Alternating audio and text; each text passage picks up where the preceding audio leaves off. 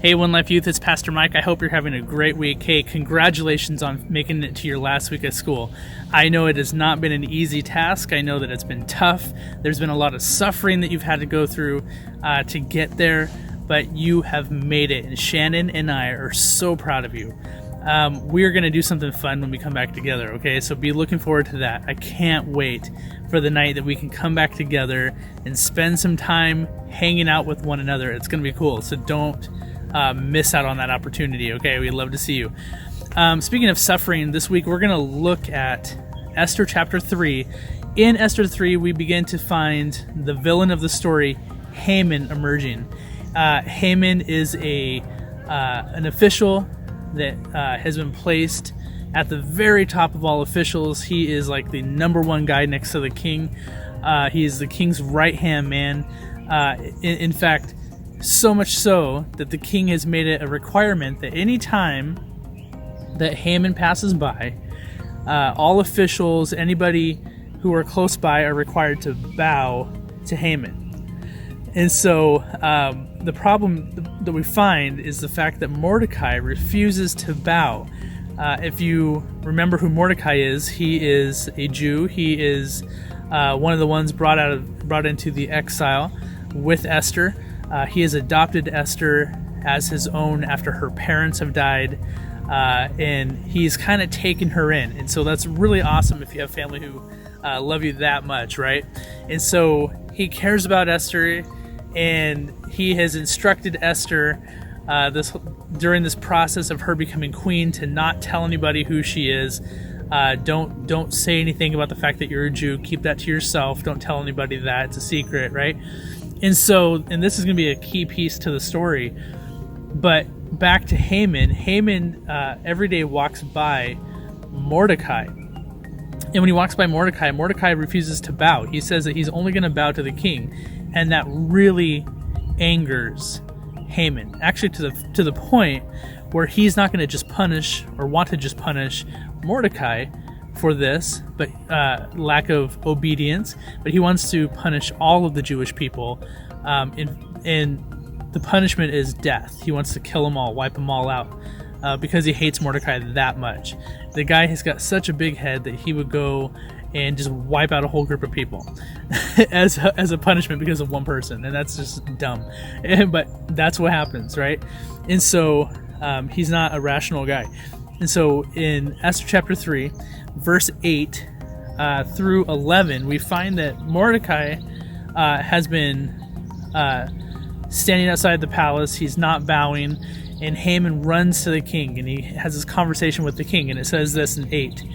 Then Haman approaches King Xerxes and says, "There is a certain race of people scattered through all the provinces of your empire who keep themselves separate from everyone else. Their laws are different from those of any other people, and they refuse to obey the laws of the king. And so it is not the king's interest to let them live. If it please the king, issue a decree that they may be destroyed, and I will give 10,000 large sacks of silver to the government administrators to be deposited into the royal treasury." In this moment, he is trying to buy this favor from the king by giving him a ton of money. It's just insane, the amount of jealousy, the amount of hatred he has here. He would give that much money. But it continues on in 10. The king agreed, confirming his decision by removing his signet ring from his finger and giving it to Haman, son of Hammedatha, the Agagite, the enemy of the Jews. And the king said, "The money and the people are both yours to do with as you see fit." As you see fit. He has just given him basically a blank check that he can do whatever he wants with.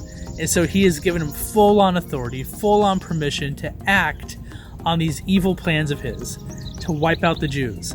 And so when we look at the story, when we look at the life of Esther, and the fact that Esther was told not to say anything, that is a key to bringing relief of the suffering of these people. And so God has placed Esther in this position to bring relief from the suffering. Haman has no clue who the queen really is. He doesn't know that she's Jewish. The only thing he knows is he hates Mordecai, and he's going to wipe out Mordecai's family, but has no clue that the queen is family. And so God has placed her in this place to help relieve the suffering of the Jews. And so you can imagine the tension and the stress level that Mordecai must have been under.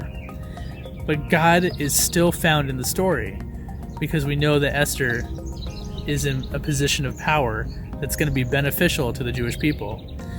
And so, students, with that in mind, I want you to know that you are in a position to bring peace and to bring some relief of suffering to somebody else. I truly believe that. We are all in a place in our lives where we can bring joy to somebody, laughter to somebody, an encouraging word, a simple prayer. Maybe you go out and you do chores for your parents, things that your parents wouldn't think that you would think of on your own. Take the opportunity this week to do something for somebody else that's going to bring relief from the suffering to some extent for somebody else. Not only is it going to benefit you by blessing you and blessing those around you, but it's going to touch the heart of God. It's going to be a blessing to Him. It's going to be an act of worship to God, and it's going to bring glory to Him. And so I want to encourage you with that this week.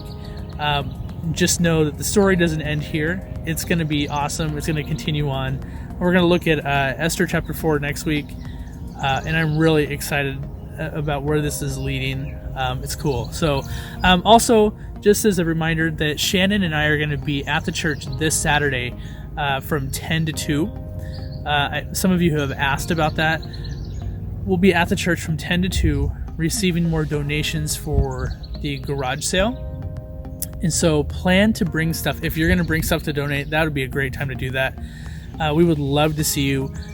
Keep checking Facebook, the Facebook page that we've set up, because we're going to continue to update you as far as the dates for sure, when the garage sale is going to be. And so you're not going to want to miss out on that, okay?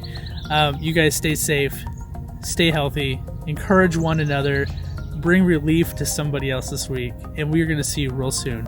You guys have a great rest of your week.